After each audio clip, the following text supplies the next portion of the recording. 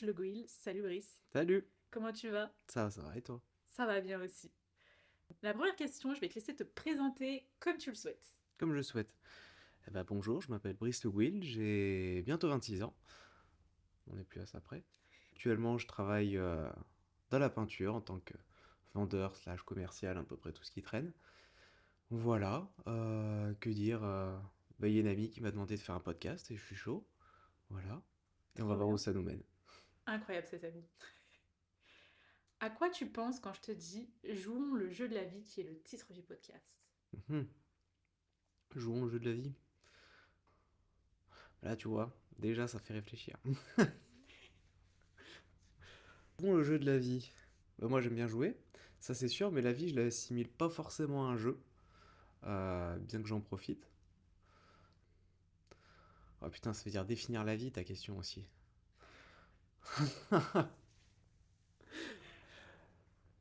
Perso, la vie, comme j'ai dit, je la considère pas comme un jeu, mais non, attends, je réfléchis à ma réponse. Vas-y, réfléchis, je comprends.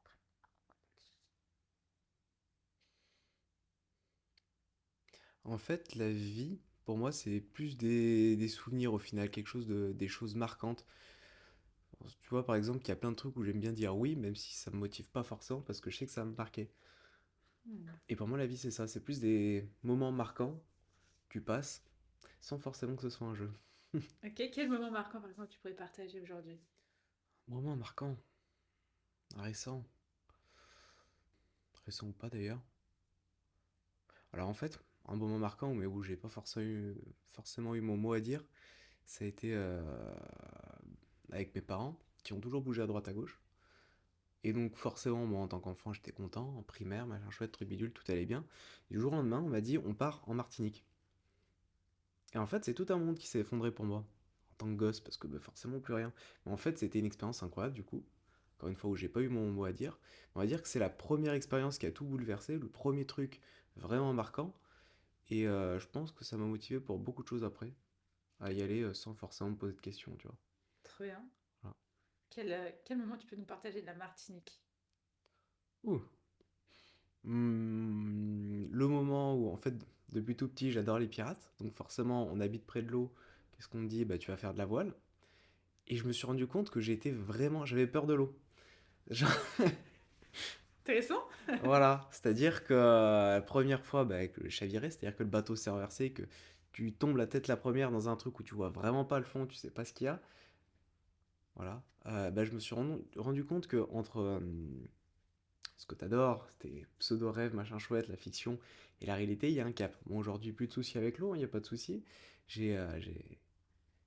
On va dire que j'ai affronté ça très vite, mais pareil, c'est quelque chose qui m'a marqué dans la mesure où, en France, quand t'es tranquillement au milieu des plaines, il n'y a pas de soucis, mais C'est quand tu te sûr. retrouves au milieu de l'eau, voilà, quand tu te retrouves confronté à la chose, en fait, c'est pas forcément ce à quoi tu t'attendais.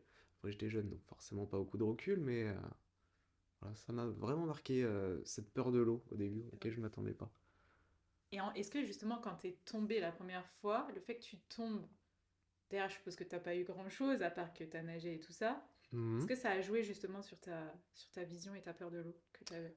Je me souviens avoir un peu paniqué au début parce que t'es là, ton bateau il se renverse, il se retourne complètement, tu vois des trucs qui devraient pas partir qui s'en vont, donc tu t'es pas forcément habitué à ça. Donc en fait, c'est plus l'inconnu ouais, qui m'a fait paniquer sur le coup. Après, oui, hein, quelques mois plus tard, on s'amusait à chavirer, y a pas de souci. On apprend vite. Voilà, oui, aujourd'hui, je crains plus rien à ce niveau-là, hein. C'est l'expérience qui combat la peur, on va dire. Je vois tout à fait ce que tu veux dire. Trop bien. Quel est ton plus grand rêve? Mhm. Mon plus grand rêve, euh, il est à la fois personnel et professionnel parce que moi, il y a un truc que j'adore en fait, c'est justement faire voyager en quelque sorte. Permettre à n'importe qui de, même sans forcément bouger de son endroit, arriver à s'évader ou utiliser son imagination pour aller à droite, à gauche. Et j'ai toujours adoré le concept de l'escape game, ça t'es au courant. Non pas forcément. Alors en énigme, je suis pas forcément très bon. Mais en fait, l'ambiance, moi j'aime bien m'imprégner d'une ambiance Et voilà, l'espace d'une heure, même une demi-heure, peu importe, être ailleurs, vivre quelque chose d'autre. Parce qu'aujourd'hui, tout le monde ne peut pas forcément partir à l'autre bout du monde pour avoir de nouvelles expériences. Donc les concepts d'escape game, j'aime beaucoup. En fait, tout ce qui, dans tous les cas, te plonge dans un autre monde, dans un autre univers, une autre ambiance, l'espace de quelques temps. Moi, j'adore. C'était quoi la question de base? J'ai oublié, parce que là, je suis C'est partout. quoi ton plus grand rêve? Donc voilà, mon plus grand rêve, ce serait forcément de créer ce genre de choses. En fait, de partager du coup des expériences que j'ai eues à travers des environnements comme ça. Voilà. Mon rêve, c'est de faire voyager les gens, quoi. Ok. Sans forcément qu'ils se déplacent au bout du monde.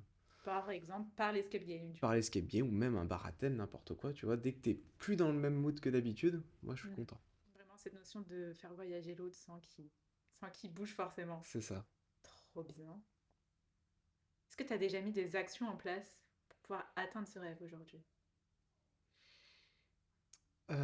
Plus ou moins, j'écris beaucoup sans forcément publier ni quoi que ce soit. En fait, c'est plus pour moi. Bon, après, je fais lire à deux trois personnes, voilà, c'est pas un objectif principal, mais voilà, ça me permet de m'évader moi, et donc je me dis quelque part, ça peut me motiver à avancer dans certaines choses. Je m'étais engagé sur certaines choses aussi, voilà, j'avais envie de faire partager à des amis ce genre de délire. Je suis pas encore allé au bout du projet. Euh, Sinon, oui, à plus petite échelle, je fais beaucoup de jeux de rôle avec des amis, Mhm. etc. C'est des petites actions, franchement, c'est minime, mais ça permet de faire voyager deux trois personnes. Et franchement, j'aime bien. Quand tu parles justement que tu fais des jeux de rôle, c'est quoi? C'est toi qui anime ou c'est toi qui joues les deux? Les deux, on tourne. En fait, au début, j'ai animé, et ensuite, tout le monde a voulu donner sa petite patte, etc. Et maintenant, on tourne, et je pense que le groupe en question est content de la tournure que ça a pris. Cool. Donc tu nous as dit tout à l'heure que justement tu voyais pas la vie forcément comme un jeu, plus comme des souvenirs. Mhm. Tu nous as partagé la Martinique. Quel souvenir tu voudrais dans ta vie plus tard? Bah, plutôt des souvenirs heureux, quitte à choisir. Mais aussi des souvenirs d'aventure, un peu de base, je suis plutôt quelqu'un de casanier, je pense, malgré le fait d'avoir bougé à droite à gauche. Et en fait, à chaque fois que je me motive à bouger, à aller faire quelque chose, même une randonnée ou voilà, des petits trucs, j'en reviens rarement déçu. Euh, donc, quitte à choisir un souvenir, ouais, ce serait partir, je sais pas, faire une ascension, faire une expédition, voilà. Comme Inox Tag. Alors, je t'avoue que l'Everest m'intéresse pas des Ah, masses, mais je peux comprendre. non, même pas forcément juste pour grimper, juste le dépaysement, partir à un endroit où on se serait jamais dit qu'on y irait, et profiter, mais pas seul, avec des amis, parce que je pense que les souvenirs sont beaucoup plus forts quand tu le partages. C'est très beau. C'est très vrai. Merci, merci. Quelle autre aventure tu voudrais à part celle de, je sais pas, partir à des endroits voilà, qui n'étaient pas forcément prévus avec des amis ou autre? J'aime bien le nord, Norvège, Suède, etc. Me balader le long Nordique. des fjords, ouais, ça pourrait être très sympa comme expérience. Mm. Même si j'y connais rien du tout au nord, hein. Vraiment, tout ce que je connais du nord, c'est des photos, des beaux diaporamas, mais j'y ai jamais mis un pied. C'est déjà pas mal d'avoir des photos, hein. Oui, Tu te vois où dans 8 ans? à 8 ans, c'est marrant parce que c'est à la fois proche et loin. Si, on va dire, si on continue sur cette voie, je me vois toujours au même poste, enfin pas au même poste, dans la même entreprise, peut-être plus haut gradé, mais ça peu importe. Euh, je me vois pas forcément toujours au même lieu, je me vois pas forcément à Bourgoin, etc. Difficile à dire parce que c'est beaucoup d'opportunités en fait. Et vu que j'aime bien dire oui un peu à tout et n'importe quoi, C'est c'est intéressant ça. ouais, c'est un peu aléatoire. Bah, dans 8 ans, j'aimerais bien avoir mis plus de projets personnels en avant, bah, même sans forcément en vivre, mais ouais, mettre plus de personnel devant. Pourquoi pas, j'ai dit que j'avais pas mal écrit mais jamais publié. Franchement, publier au moins un livre, ce serait vraiment un kiff. Et d'ici 8 ans, c'est largement faisable. J'avais parlé d'un bar à thème sans forcément... Oui, ce serait très bien d'ouvrir un bar à thème en fait, parce que c'est un projet que j'ai avec plusieurs amis, et donc ça ferait un beau souvenir, et qui est faisable en 8 ans aussi. Voilà. J'espère avoir voyagé un peu plus, et d'être devenu meilleur en handball, parce que je fais du handball, et je suis pas très bon pour le moment. Voilà, avoir progressé déjà sur ces aspects, c'est déjà pas mal. C'est déjà énorme, trop bien. Donc avancer plus du côté perso, pourquoi Ouais. pas un petit bar à thème, même Mm. au grand, le handball, trop bien. Justement, tu disais, tu peux dire oui un peu à tout et n'importe quoi. Mm. Dernièrement, à quoi t'as dit oui? Un podcast. Euh, À quoi j'ai dit oui? En plus, c'était il y a pas longtemps, hein. Vraiment, j'essaie de mettre le doigt sur le souvenir avant. À quoi j'ai dit oui il y a pas longtemps pour un truc un peu débile en plus. On aime quand c'est débile. Travailler la mémoire, ça aussi c'est un truc à faire en 8 ans. Parce que vraiment j'ai une très mauvaise mémoire. Bah oui, en fait, tout con, un truc parti en road trip en Italie, bon au final ça a été beaucoup plus court que prévu. Mais alors l'Italie c'est pas forcément un pays qui m'intéressait des masses. On avait un petit projet, enfin une blague plutôt avec des potes sur un road trip à faire à la fin de nos études. Études qui sont finies il y a très longtemps. Et il y a quoi, il y a 4 5 mois, on a un pote qui a dit, vous vous souvenez de la blague, venez on le fait dans 3 semaines. Et du coup on s'est dit, ouais on est dans la merde mais on y va. Et on y allait, et franchement c'était une super semaine. On est parti pas forcément très très loin, parce que forcément une semaine, si on veut pas passer notre temps sur l'autoroute, il faut s'arrêter un petit peu. Donc on est descendu jusqu'à Florence. Mais voilà, c'est le genre de truc tout con où je dis oui, bah tu vas me dire là c'est pour du plaisir, enfin c'est pour des vacances. Donc qui dirait non pour des vacances? Il y en a qui diraient non pour un road trip si c'est pas organisé de A à Z, hein. C'est vrai, moi j'aime bien quand c'est le chaos. Quand on part, qu'il n'y a rien de prévu, ah j'adore ça. Parce que t'improvises, t'es un peu dans la merde, c'est génial. À quoi j'ai dit oui? Oui, petit, un truc tout con. En gros, on discutait avec mon patron. Et patron qui est aussi mon mentor. Enfin voilà, c'est plutôt amical, hein. Et, euh, et dans mon camion, j'avais un costume de dinosaure que j'avais mis à l'occasion pour une blague. Et il me dit, enfin du coup, je lui parle de deux trois trucs et tout. Il dirait pas non un peu plus d'argent forcément. Il dit bah écoute, tu veux une belle promotion, t'as qu'à venir avec nous au bar habillé en dinosaure. Mais tu sais, il dit ça comme ça sur pareil pour plaisanter. Et du coup, j'ai dit OK. Et donc, c'est un gros costume de dinosaure gonflable. Et bon, je suis parti me changer. Il commençait à partir au bar. Et j'ai couru pour les rejoindre en dinosaure. C'était très marrant. Euh, Et du coup, il m'a quand même fait une belle promotion. Comme quoi, il faut Il saisir m'a les dit opportunités, ah, je hein. m'attendais pas à ce que tu le fasses. Bon, bah, bien joué. Surtout que je parlerai pas de honte de se balader en dinosaure ni quoi que ce soit, mais plutôt de courage. Euh, Ouais, parce que bon, le regard des autres, c'est quelque chose quand même qui freine énormément. Voilà, tu vas me dire pour une promotion, c'est pas des gros enjeux, mais moi j'étais fier en fait d'avoir passé le cap de voilà, de me déguiser face à des gens et puis d'y aller comme ça. Voilà, un truc con, j'ai dit oui. Et en plus, t'as eu une augmentation. Que demander de plus? Voilà, franchement, donc tout bénef. Cool. Donc on peut dire que tu sais saisir les opportunités quand il y en a, quoi. Oui, mais ce qui est mieux encore, c'est de s'en rappeler parce que vraiment là, en y réfléchissant, j'arrive pas à me rappeler de masse de choses, tu vois. C'est toujours quand on pose la question qu'il faut réfléchir sur l'instant qu'on est en mode je ne sais plus. Et tu vas voir qu'à la fin du podcast, tu vas me faire putain, j'avais ça, j'avais ça, j'avais ça, j'avais Il y a ça. moyen, il y a moyen. Ok. Est-ce que tu peux nous partager des règles que tu te fixes dans ta vie par rapport à tes projets, à ta vie en général? Mhm. Des règles. Alors moi, j'aime bien être carré sur beaucoup de choses, justement parce que j'aime bien ce qui est chaotique. Tu vas me dire, c'est contradictoire. Mais justement, c'est-à-dire que si je laisse complètement aller le chaos, il n'y a rien qui va.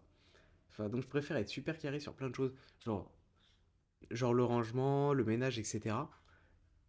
J'aime bien quand tout est propre, parce que pour moi, un truc de base, mais ça doit être de l'éducation, j'aime bien pouvoir m'allonger par terre, tu vois, et me dire, je crains rien. Et je sais que le ménage, ça me fait quand même chier dans les grandes lignes. On va dire, il n'y a pas beaucoup de monde qui aime passer le serpillère, l'aspirateur, etc. Et en fait, bon, c'est devenu limite un tic maintenant, ou un toc, je sais plus comment on dit. Non, Et, des tocs. voilà. Et du coup, tu vois, là-dessus, je suis ultra carré. J'aime bien que ce soit rangé et propre, parce que j'ai la flemme de le faire. Et que si je le fais pas un jour, tu vois, si je me mets pas la rigueur de le faire, bah en fait, c'est le bordel. Hmm. Voilà. C'est un exemple. Euh, Pareil, j'adore jouer. Enfin, peu importe avec n'importe qui, etc. Des collègues de boulot, etc. Ça prend du temps parce que c'est pas encore fixé ça. Mais essayez d'être beaucoup plus concentré au boulot. Arrêtez de faire le con. Parce que moi, la vie est un. En fait, au final, la vie est un jeu, tu vois. Ok, Parce qu'en parfait. fait, j'arrête pas de m'amuser de partout. Et donc, en fait, j'essaie de m'imposer de la rigueur pour être moins bordélique. Et en fait, Hmm. concentrer le bordel plus tard. Voilà. Et tout laisser partir, bah, justement, pour faire des plus beaux souvenirs à certains moments. C'est beau. Je sais pas si ça répond à ta question. Ça répond amplement à la question. Est-ce que tu célèbres les avancées, les petits pas, les progrès que tu fais? Oui.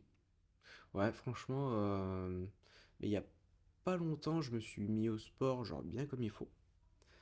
Et en fait, j'ai passé très rapidement des caps, que ce soit au niveau de temps d'endurance ou même de poids que je voulais respecter. Et ben, j'aime bien fêter ça, ouais, de temps en temps. Donc, généralement avec une bonne bouffe, tu vois, c'est un truc rapide à faire, simple et qui fait plaisir. Voilà. Donc, oui, ouais, j'aime bien célébrer des trucs Ok, donc cool. généralement c'est par, comme tu disais, des bonnes bouffes. Ou ça peut être d'autres choses. Mais en fait, quand je dis bonne bouffe, c'est pas forcément, tu vois, juste sortir au resto. C'est un truc qui te change un peu de ton quotidien. Généralement, vu que tu manges quelque chose de bon, bah, ça te fait plaisir. Tu changes de cadre un petit peu, donc oui, c'est une manière de célébrer. Après, c'est vrai qu'on peut célébrer d'autres manières. Là, comme ça, j'ai pas d'exemple. Non, mais Mais, après, euh, c'est toi celle que tu, mais que dans les tu grands, souhaites. ouais, dans les grandes lignes, j'aime bien célébrer ouais, des petits trucs. Est-ce que tu trouves que justement le fait de célébrer, ça change un petit peu ton mindset? Hmm, mhm. Je sais pas, parce que j'ai toujours célébré des petits trucs. Bah forcément, en fait, ça fait une récompense. Alors là, c'est purement de la théorie, hein, ce que je vais dire. Mais oui, le fait de célébrer des petits caps comme ça, à droite à gauche, ça te motive à aller plus loin, je pense. Donc, ouais, le fait de célébrer voilà, certains records personnels, certains objectifs, bah, ça permet d'aller plus loin, de se motiver à faire plus. Donc, oui, on peut dire que ça modifie un peu le mindset, ouais. Donc tu disais, tu célèbres les petits pas. Est-ce que tu célèbres aussi les plus grands pas? Eh ben, tu vois, pas forcément les grands pas. En fait, il y a des moments où je me suis dit, tu vois, c'est important ce moment-là. Genre, tu vois, quand j'ai eu mon bac, on va dire le cap de tout jeune, voilà, qui, entre guillemets, finit ses études, euh, entre très gros guillemets, tu te dis, bah, c'est le moment où il faut tout lâcher, etc. Voilà, quoi, c'est le bac, c'est un sacré cap et tout. Et je me souviens qu'à ce moment-là, je savais que c'était un moment important en soi, mais je me suis pas dit, tiens, faut que je fasse la soirée de l'année, ni quoi que ce soit. Pareil, en soi, l'année dernière, j'ai eu 25 ans. J'ai pas forcément eu l'envie ou la motivation de faire un truc énorme, etc. Pourtant, pareil, le cap des 25, c'est censé être un grand pas. Donc j'ai tendance à dire, ouais, étonnamment, je fais plus les petits pas que les grands pas. Voilà. Intéressant, Mm. intéressant, intéressant. Quel est ton jeu préféré? Oh merde. On peut passer, peut-être commencer par les jeux de société, parce que justement, comme tu es un grand joueur, tu vas peut-être avoir un jeu de société préféré, un jeu vidéo préféré. Alors, il y a peu, je t'aurais répondu loup-garou en jeu de société. Ok. Parce que bah, déjà, c'est un jeu où tu interagis avec des gens, et ça, c'est cool. Parce qu'en soi, il y a beaucoup de jeux style le Monopoly, etc., où tu vas être. Oui, tu joues avec des gens, mais en fait, t'es un peu seul dans ton coin. Et pareil, tout ce qui va être Cluedo, en fait, ouais, oui, tu joues avec des gens, mais pas forcément en interagissant Hmm. avec eux. J'allais dire de manière positive avec eux, mais avec du recul, loup-garou, tu interagis pas toujours de manière positive. Et le loup-garou, vraiment, c'est un jeu qui repose sur les autres joueurs, pas forcément sur la carte que t'as dans les mains. Parce qu'au final, peu importe la carte que t'as dans les mains, ça t'empêchera pas de te faire tuer. Et donc, on va dire que ouais, j'aime beaucoup le loup-garou en jeu de société. Il y a un autre jeu récemment qui commence à rivaliser, c'est un jeu avec un nom imprononçable, le Galapagos, qui est un peu dans le même esprit, parce que tu joues avec les autres, en fait, tu te bases sur les autres pour avancer, et le but c'est de survivre ensemble, mais pas forcément, parce que tout le monde s'en sortira pas. Donc c'est un peu dans le même style, sans forcément qu'il y ait des accusations et des morts à chaque tour. Voilà, je dirais, on est dans ces deux jeux-là. Je pourrais pas dire un jeu plus haut que l'autre. Est-ce que le fait que le Galapagos, j'arrive pas à le dire non plus, C'est pas c'est grave. pas grave. Est-ce que le fait que justement tu commences au début, tu t'entraides et qu'à un moment il peut y avoir des petits coups en traître pour rester poli, est-ce Mhm. que ce petit côté-là justement fait que t'aimes bien ce type de jeu? Ah oui, moi j'aime bien. En fait, quand il y a des petites manigances, des petits complots à droite à gauche, ça j'adore. En fait, ça rajoute du piment à la partie, ça rajoute un petit côté imprévu. Parce que si tout le monde s'entraide, bah, grossièrement, voilà, grosso merdo, t'as ta ligne directrice, t'as ta stratégie, et tu sais que ton objectif c'est d'aller là-bas. Là, quand tu joues à ce genre de jeu, tu sais que oui, t'as ton objectif qui est là-bas, mais tu sais pas du tout comment tu vas y arriver, parce que tu sais pas qui va venir te tacler au milieu. C'est vrai. Et ça, j'aime bien. J'aime bien la sensation de pas avoir le contrôle de tout, voilà. Et bah, encore du chaos, tu vois. D'avoir du chaos, du bordel en plus. Ouais, tu peux le retrouver aussi dans le loup-garou pour être une grande joueuse aussi. Mm. Effectivement, tu peux faire des petits coups en traite même si t'es dans le même camp. Est-ce qu'il y a jeux vidéo? Est-ce qu'il y en a un que tu préfères, qui te vient en tête? Alors, il y en a deux, pareil. Alors, il y en a un qui va être un peu à l'opposé de ce que j'ai dit avant au niveau des jeux de société. Il s'appelle Skyrim, le jeu. Le jeu de mon enfance, en fait. C'est le jeu où j'ai passé beaucoup d'heures. Parce qu'en fait, c'est un grand théâtre à ciel ouvert. Il y a plein de trucs de partout à regarder. En fait, partout où tu regardes, il y a toujours un truc à regarder. Voilà. Et ça, j'aime bien. C'est plein d'histoires à droite à gauche. Et puis en fait, au milieu, toi, tu t'inventes ta propre histoire. Donc voilà, c'est complètement solo comme jeu, mais j'aime beaucoup. Et un jeu qui a eu son heure de gloire et qui aujourd'hui est tombé un peu dans l'oubli, c'est Among Us. Parce que là, ça rejoint complètement le loup-garou au final. Le fait de parler avec des gens, alors niveau coup de pute, on est... pardon, Tu peux. c'était pas le mot, merde. Donc là, on est voilà, au summum de la fourberie, et ça, j'adore. Voilà, donc c'est un jeu que j'ai énormément apprécié. Mais bon, aujourd'hui, plus compliqué d'y jouer parce qu'il faut du monde et il y a peu de gens motivés pour y rejouer. Jeu auquel je n'ai jamais joué. C'est terrible. Euh, Quel est ton type de jeu préféré? Est-ce que tu préfères société, vidéo, un peu les deux, autre? Ça dépend du mood, on va dire. Mais je préfère être avec des gens plutôt que derrière un ordi, donc je vais dire jeu de société. Parce que, encore une fois, dans le but de créer des souvenirs, toujours plus fort avec des gens, toujours plus fort quand tu le partages avec des gens, donc jeu de société, parce que généralement ça fait des bons moments. Aussi bien des bons moments où tu t'énerves que des bons moments où t'es calme, où tu t'amuses, etc. Voilà, Jeu de société, pour le côté partage avec les autres, c'est c'est beau. ça. Quel est ton mode de jeu préféré? Coopératif, VS, solo, Alors, autre? coopératif, clairement. Avec un peu de traîtrise quand même, on a compris. Oui, avec un petit peu de fourberie, parce que le mode versus, au final, sans dire que j'aime pas, si j'aime pas perdre, déjà, si, je déteste perdre, mais du coup, il y a toujours une rivalité qui va en être, enfin, même si on est bon perdant, même si machin chouette truc bidule, c'est toujours, voilà, c'est dommage qu'il y en ait un du coup qui soit, entre très gros guillemets, rabaissé par rapport à l'autre. Hmm. Voilà, je préfère qu'on évolue ensemble, plutôt que d'évoluer les uns contre les autres. Euh, Même si, bon, j'aime bien mettre de temps en temps un petit taquet, un allié ou un ami, voilà, ça fait toujours plaisir. Et solo, ouais, tu vois, non, même si Skyrim est un de mes jeux préférés qui est complètement solo, je préfère rester avec du monde, donc coopératif, ouais. Coopératif, ok. Quel est ton niveau objectif actuel? Peu importe le domaine. Mhm. Alors, on va dire que par rapport aux objectifs que je m'étais fixés il y a 3 4 ans en arrière, ben, j'ai tout ce que je voulais.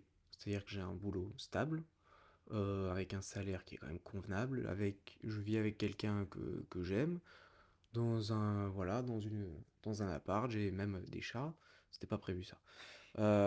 Non, franchement, au niveau des objectifs que je m'étais fixé il y a 4 ans, je crois qu'ils y sont tous. Après, des objectifs que je me suis fixé plus récemment, on est vraiment zéro. Voilà, tu vois, le fait d'arriver à écrire plus souvent, se mettre beaucoup plus au sport. Non, non, j'abuse, on est à 10%, parce que le sport, je m'y suis quand même bien mis.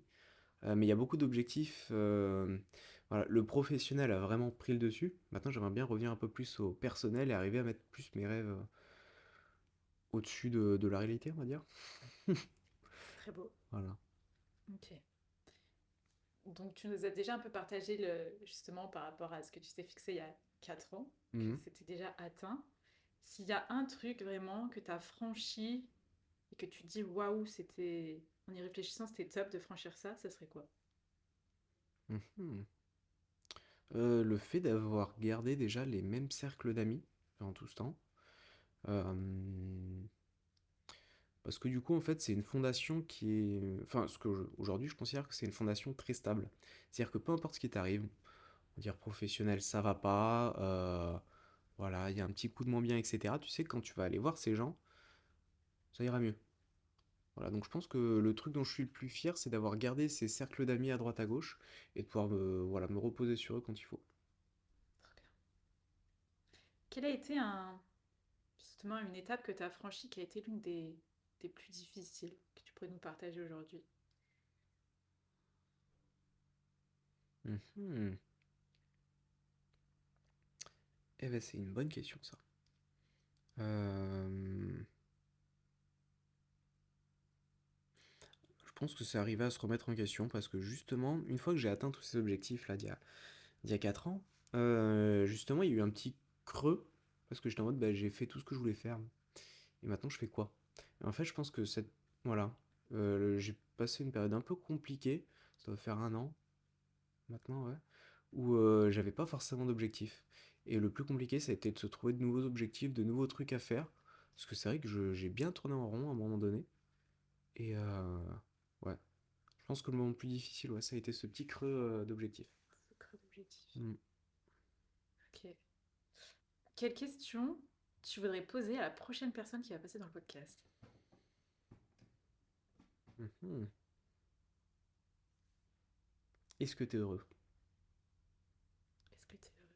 Ok. Petit jeu, toi, est-ce que tu es heureux aujourd'hui? Oui, dans les grandes lignes, j'ai vraiment pas à me plaindre, mais il y a toujours plus à faire pour être plus heureux en fait. Voilà, déjà accomplir les objectifs dont je parlais, ça pourrait être un bon début, partir un peu plus à l'aventure et dans les grandes lignes, oui, je suis heureux, mais je pourrais l'être encore plus. Ok. Juste pour définir, ça veut dire quoi être heureux pour toi? En fait, pour moi, être heureux, c'est quand t'es dans un instant, un moment, où vraiment là tu te dis, contrairement à ces fameuses grandes étapes dont j'ai pas forcément profité, c'est un moment où tu te dis, bah, j'ai pas envie que ça s'arrête. Là je suis bien et j'ai envie que ça dure. Voilà, pour moi, c'est ces moments-là où t'es heureux. Ok, trop beau. Donc, l'invité qui était passé précédemment euh, avait demandé, elle, comme question, comment ça va vraiment? Comment ça va vraiment? Mhm. Bah, franchement, ça va bien dans la mesure où je sais où je vais. Euh, C'est-à-dire que, bon, on va commencer par le professionnel parce que c'est entre guillemets le moins important.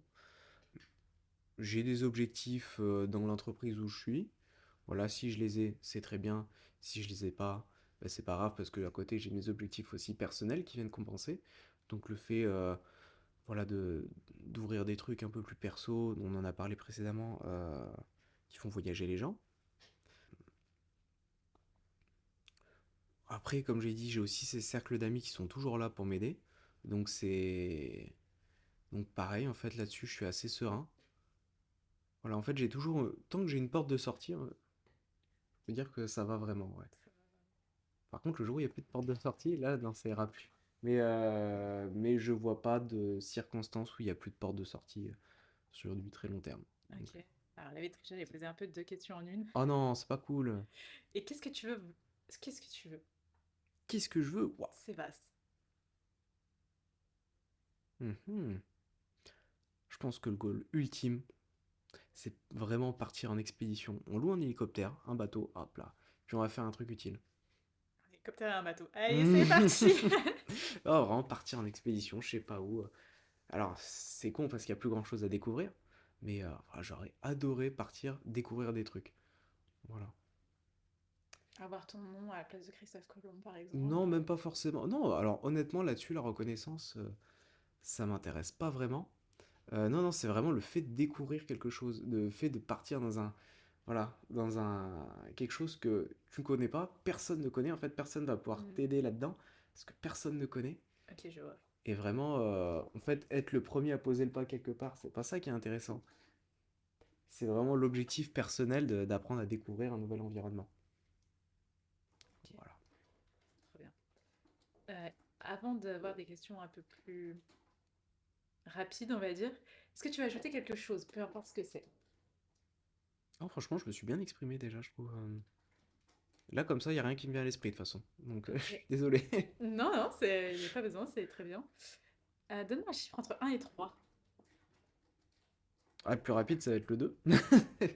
Ok. Qu'est-ce que Et tu aimerais dire à l'enfant que tu étais? à l'enfant que. Bah, déjà, il est né le 2 décembre, donc voilà, lien avec le 2. Euh, de. Ouais, vraiment de continuer sur la voie de l'imaginaire.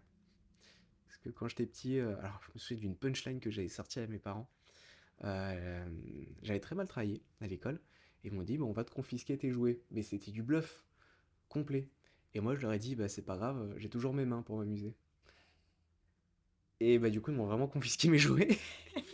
Et je me suis amusé avec mes mains. Et en fait, ouais, hum, à l'époque, bon, un peu dégoûté quand même, mais avec du recul, c'est que j'avais beaucoup d'imagination à vendre. Et en fait, plus le temps passe, plus on dit il faut devenir mature. Et la maturité, forcément, ça passe par être de plus en plus terre à terre. Et en fait, ouais, pour moi, il vaut mieux garder son imagination. C'est pas un don que tout le monde a.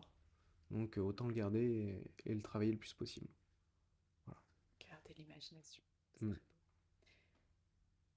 Ce serait quoi le top 3 de livres, films ou podcasts que tu pourrais conseiller sur n'importe quel sujet que t'aimes bien, que t'adores? Alors, moi, il y a un film que j'adore. Premier, à chaque fois qu'on parle de film, j'en parle tout de suite, c'est Inception.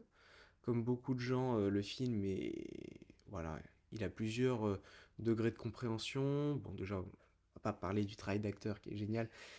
Voilà, mais en fait, c'est aussi un film qui a sa petite histoire. C'est que avant d'être développé, il a mis une dizaine d'années. Enfin, voilà, c'était vraiment pareil. Le rêve de ce fameux de Christopher Nolan de sortir ce livre, de pas un livre, pardon, de sortir ce film.